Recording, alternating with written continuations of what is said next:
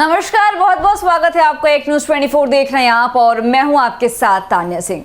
बिहार की राजनीति एक बार फिर गर्मा गई है। राज्य में महागठबंधन के टूटने के बाद से शुरू हुआ राजनीतिक बयानबाजी का सिलसिला थमने का नाम नहीं ले रहा है और हाल ही में बिहार बीजेपी के प्रदेश अध्यक्ष ने राष्ट्रीय जनता दल के नेता और पूर्व उप मुख्यमंत्री तेजस्वी यादव पर सीधा हमला बोलते हुए कहा कि तेजस्वी की राजनीति का आधार केवल पुरानी बातों को दोहराने और भावनात्मक मुद्दों को भड़काने तक सीमित रह गया है। प्रदेश अध्यक्ष ने कहा कि तेजस्वी यादव की आदत बन चुकी है बार बार पुरानी बातों को निकालकर जनता को गुमराह करना।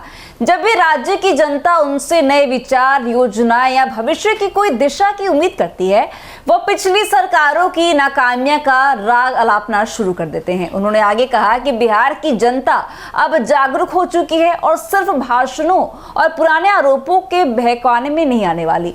तेजस्वी यादव जी को अब यह समझ लेना चाहिए कि राजनीति में केवल आरोप प्रत्यारोप और परिवारवाद से आगे बढ़कर काम की जरूरत होती है। तो और क्या कुछ कहा उन्होंने, आप इस वीडियो पे देखिए। ये तो पुरानी बात बोल रहे हैं वो। ये आज से एक साल पहले भी यही बात वो बोले थे, बीच में फिर भूल गए थे। फिर उनको देख रहे हैं कि अब कोई मुद्दा, जिस दिन कोई मुद्दा नहीं मिलता है तो पुराना रिकॉर्ड को वो चलाने लगते हैं। अब देखिएगा, ध्यान दीजिएगा कि जिस दिन उनको मुद्दा नहीं मिला, सबसे पहले वो अखबार पढ़वाते हैं, फिर उसके बाद टीवी में देखते हैं, उसी से मुद्दा खोजते हैं, और जिस दिन कोई मुद्दा नहीं मिलता है तो पुराना रिकॉर्ड चलाने लगते हैं। तो ये उनका पुराना रिकॉर्ड है, एक साल पहले का। आप तलाश कर लीजिए, एक साल पहले भी यही बात बोले थे। बंगाल में जो वायरस हो रहा है, कांग्रेस पार्टी क्यों चुप है? देखिए, ये सब राजनीतिक दुकानदारी है। कांग्रेस पार्टी का दोहरा चरित्र शुरू से रहा है। इस देश के एक एक लोगों का और एक एक नागरिक, जो हमारे 140 करोड़ हिंदू मुस्लिम सिख ईसाई हैं, सबका भला हो, इस बात की चिंता नरेंद्र मोदी जी की सरकार कर रही है। तो जैसा कि आपने देखा और सुना कि बीजेपी अध्यक्ष ने यह भी आरोप लगाया है कि राजद और तेजस्वी यादव की राजनीति केवल तुष्टीकरण और जातिगत समीकरणों पर आधारित है, जबकि जनता विकास और सुशासन की उपेक्षा करती है। उन्होंने कहा कि एनडीए की सरकार ने मुख्यमंत्री नीतीश कुमार के नेतृत्व में राज्य में विकास की जो नींव रखी थी, वह महागठबंधन सरकार के दौरान लगभग रुक सी गई थी।